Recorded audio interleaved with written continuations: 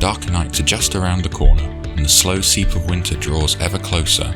As happens every year, the clock changes the moment we all seem to accept that the cold is here to stay. The clock change is another interesting piece of history which draws intrigue from those of us who encounter it.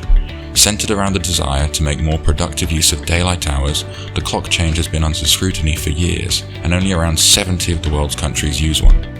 In 2020, the European Union took a bold step by announcing it would no longer adjust for daylight saving time. However, there are currently no plans to change it in Great Britain anytime soon. So, what's the story? The first recognised campaign for changing the clocks was made in 1895 by an entomologist from New Zealand called George Hudson, who thought he would have a better chance of capturing insects in the evening for study after work. There was some interest, but the idea did not get very far with politicians. Around 7 years later, and totally independently, William Willet proposed the idea to the English Parliament in his pamphlet, The Waste of Daylight. Despite garnering support from none other than Winston Churchill, its headway never incited a permanent change, even with Willet campaigning for it right up until his death in 1915. So what triggered the change? Naturally, the only thing which has ever seemed to inspire decisiveness in politicians had to occur for any form of clock change to be adopted.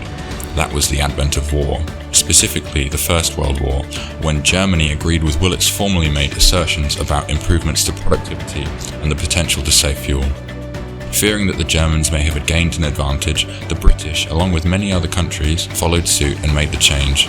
By 1918, the British Summertime Act was passed, but that wasn't the end of it. During the Second World War, the British government actually went a step further by introducing British double summertime, where the clocks worked forward an extra hour. A short but impactful history. The clock change is a tradition barely 100 years old, yet it has become a cultural staple and is one of the big shifts before the winter.